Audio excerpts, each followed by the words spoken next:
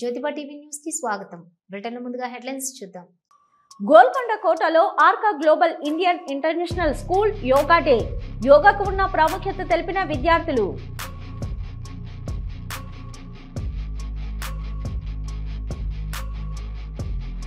వరంగల్ జిల్లా యనమామల మార్కెట్ యార్డులో మితిమీరుతున్న lorry association ఆగడాలు. పెద్దలకే సీరియల్ నెంబర్లు ఇస్తున్నారు అంటూ లారీల యజమానుల ఆవేదన. విశాఖ బీచ్ రోడ్లో నిర్వహించిన యోగంధ్ర కార్యక్రమం పాల్గొన్న మంత్రులు.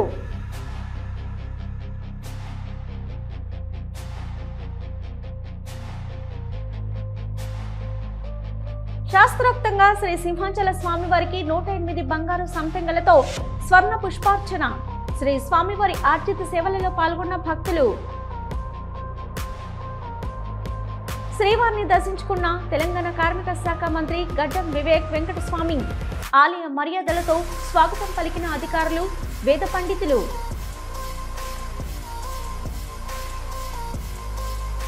యోగా డేని పురస్కరించుకుని గోల్కొండ కోటలో Arka global Indian international school కు చెందిన 150 మంది విద్యార్థులు యోగా కార్యక్రమంతో పాటుగా సాంస్కృతిక కార్యక్రమాలు నిర్వహించారు. విద్యార్థులు మాట్లాడుతూ మనిషి జీవన విధానంలో యోగాకు ఉన్న ప్రాముఖ్యత, దాని గొప్పతనం విద్యార్థులు వివరించారు.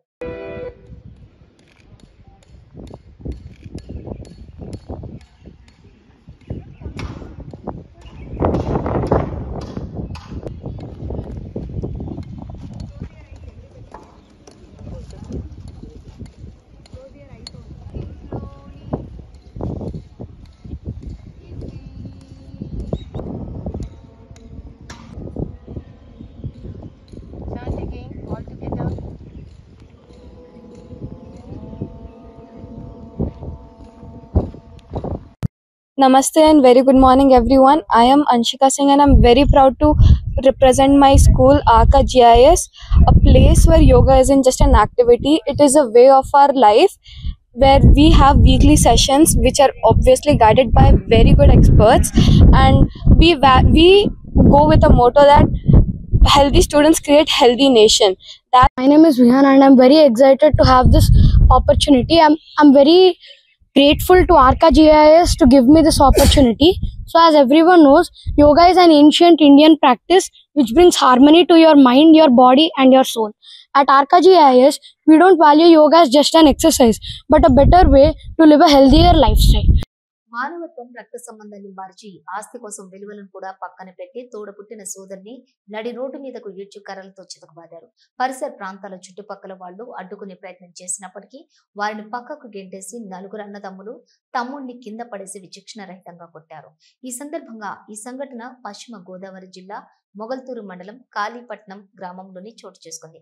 కాళీపట్నం గ్రామానికి చెందిన కాళికేశ్వరరావుకు 5 కుమారులు, చిన్న కుమారుడైన కౌరు మణిబాబుకు 10 సెంట్ల స్థలాన్ని ఇచ్చాడు.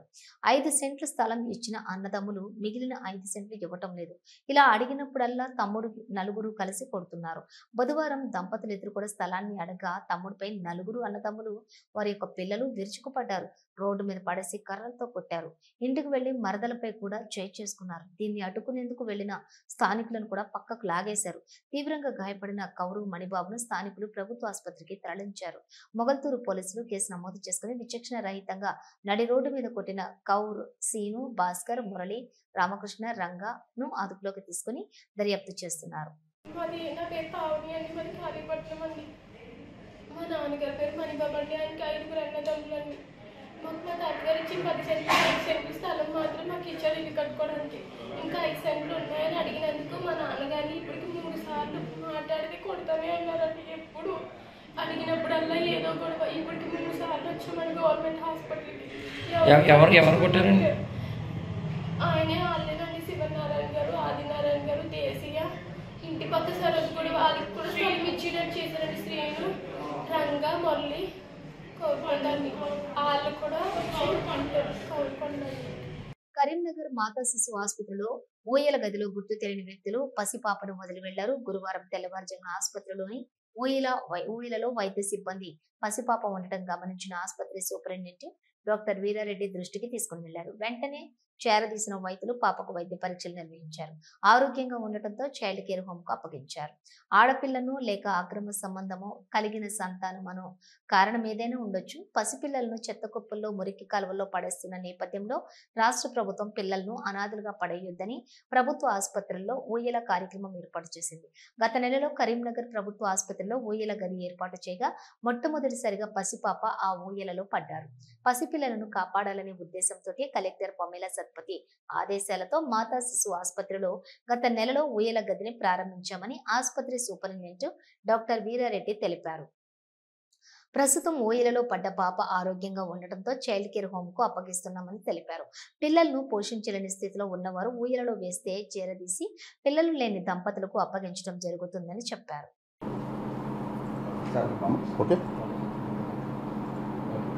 మనం లాస్ట్ మంత్ గౌరవనీయ కలెక్టర్ గారి ఆదేశాలతోటి ఒక మీటింగ్ తీసుకొని మనం క్రెడిల్ బేబీ రిసెప్షన్ సెంటర్ అనేది ఎంసీహెచ్లో జీజీహెచ్లో ఒక క్రెడిల్ని పెట్టడం జరిగింది.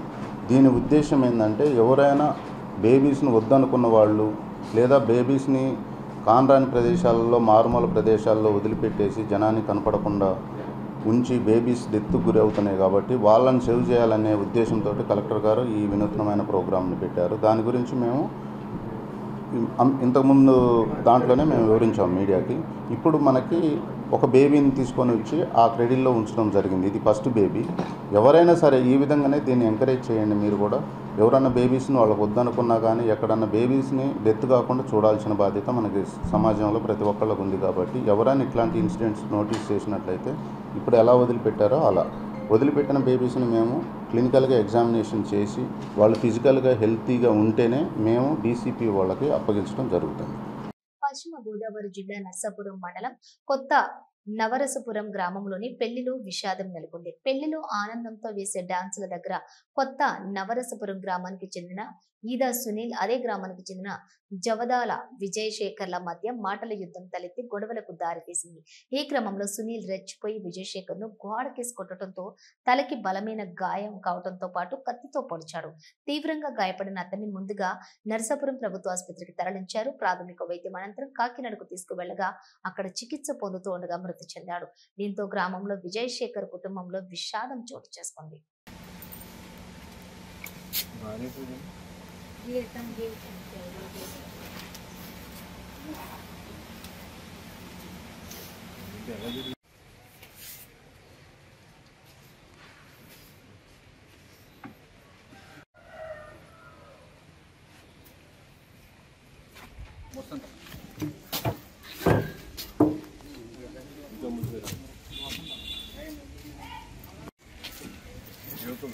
రైట్ సైడ్ లో మీ పేరు నా పేరు సుందర కుమార్ అండి. శ్రీనివాసరావు తల్లి ఇంటి పేరు ఏదా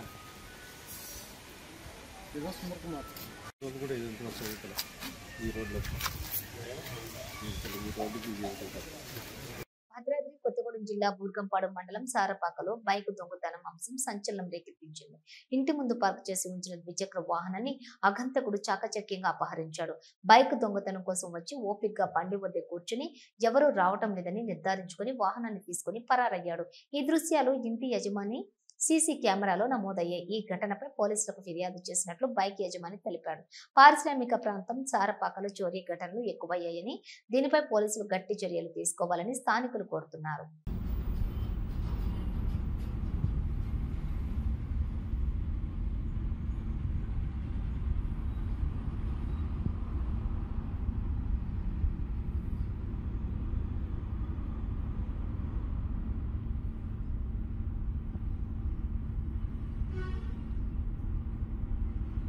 నర్సాపురం మండలం పాత నవరసపురంలో వెలుగు చూసింది. పెళ్లైన 3 నెలలకే 3 నెలల ముచ్చటగా మిగిలింది. పెదమైన వాణిలంక గ్రామానికి చెందిన మహిళా గంగరాజు కుమార్తె దుర్గా భవానీను పాత నవరసపురం గ్రామానికి చెందిన బర్రె శివశంకర్ కు మార్చి 12వ తేదీన వివాహమైంది. కొద్ది రోజులు ఇద్దరు మధ్య సంసారం సజావుగా సాగింది. ఆ తర్వాత నుండి భర్త మరియు అత్తమామ నుండి అదనపు కట్నం, వేధింపులు సంసారానికి పనికిరావు అంటూ ఆమెపై వేధింపులు గురిచేసి ఇంటి నుండి బయటకు గెంటేసి తాళాలు వేయడంతో పోలీసులను ఆశ్రయించిన బాధితురాలు పోలీసుల వద్ద న్యాయం జరగకపోవడంతో భర్త మరియు అత్తమామలు ఇంటి ముందే బైఠాయించి నిరసన తెలియజేయడంతో ఇంటికి తాళం వేసి పరారైన భర్త అత్తమామలు. బాధితురాలు భవానీ మీడియాతో మాట్లాడుతూ పోలీసులు వెంటనే తనకు న్యాయం చేయాలని కోరుతోంది.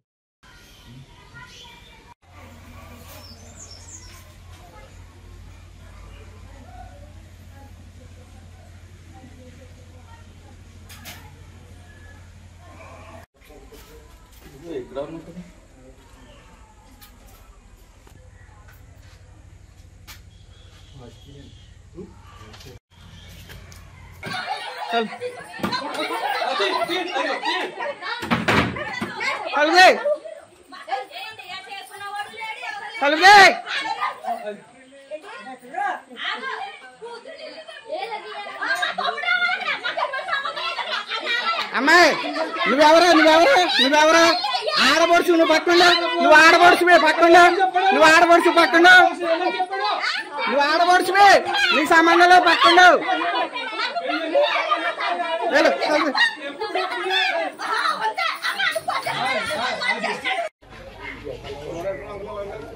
రెడీ అమ్మా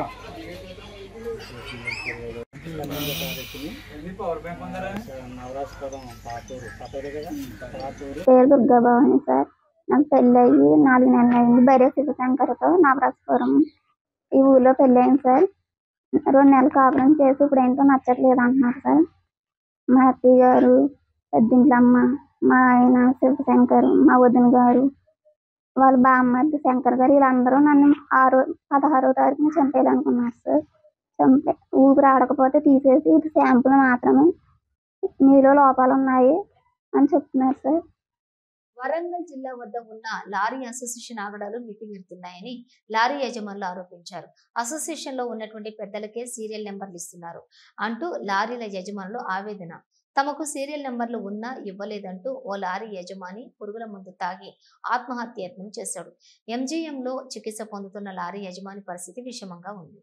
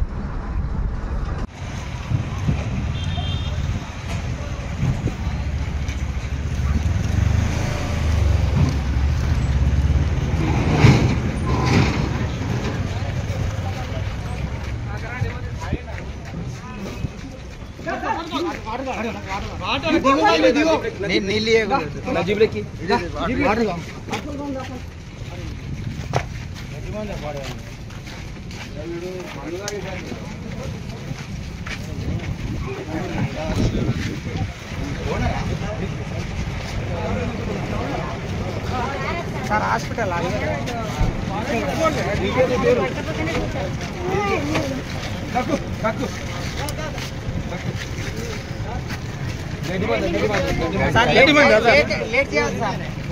తీసుకోవాలి ఒక్క లెక్కలు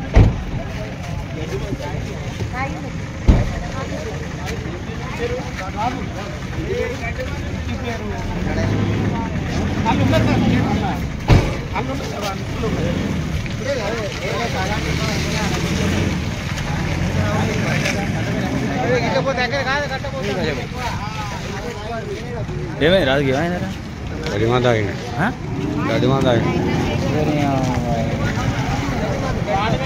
పైకి పనడింది.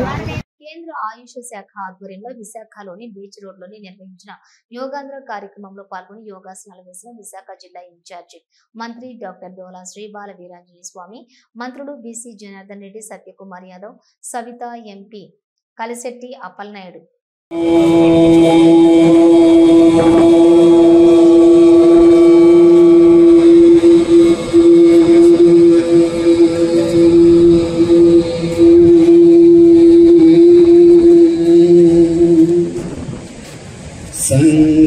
Satvam samvadadvam.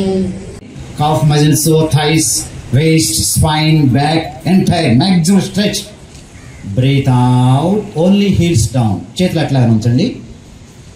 Breath in, maximum stretch, body stress అంతా రిలీజ్ అవుతుంది. Breathe out, breathe in. Vizianagaram yoga trial run ను జిల్లా కలెక్టర్ డాక్టర్ బిఆర్ అంబేద్కర్ ప్రారంభించారు. కలెక్టరేట్ నుండి 16 బస్సులు కదిలాయి. బస్సులో జిల్లా కలెక్టర్, జిల్లా అధికారులు, లైజన్ అధికారులు ప్రయాణించారు. అయితే వేదికకు వద్దకు చేరుకుని జిల్లాకు కేటాయించినటువంటి కంపార్ట్మెంట్స్ ను సందర్శించి తిరిగి వస్తారు. ఈ నెల 21వ తేదీన విశాఖ వేదికగా జరగబో అంతర్జాతీయ యోగా దినోత్సవం కార్యక్రమంలోని ఏ విధంగా పాల్గొనాలో ప్రజలకు అధికారులు వివరించనున్నారు.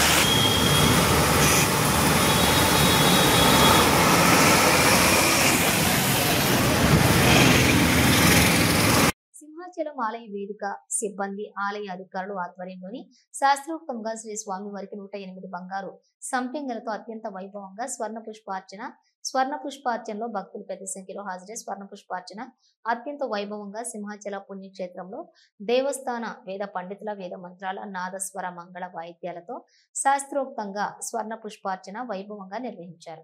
అర్చకులు వేకోజామున స్వామిని సుప్రభాత సేవతో మేల్కొలిపి ప్రాతకాల పూజలు సాంప్రదాయబద్ధంగా నిర్వహించారు. శ్రీదేవి భూదేవి సమేత శ్రీ గోవిందరాజు స్వామి వారిని సర్వంగా సుందరంగా అలంకరించి ఆలయ కళ్యాణ మండపంలోని వేదికపై అధిష్టింపచేసి వేద మంత్రాలు నాదస్వర మంగళ వాయిద్యాల నడుమ శ్రీ స్వామివారి స్వర్ణ పుష్పార్చన సేవ వైభవంగా నిర్వహించారు. ప్రత్యక్షంగా భక్తులు శ్రీ స్వామివారి ఆర్జిత సేవల్లో పాల్గొని తరించారు.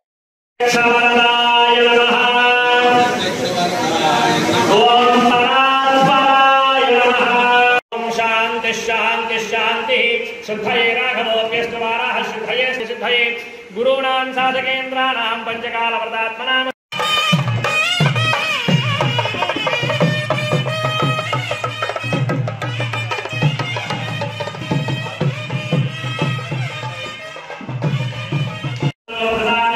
భగవాన్ శ్రీరామ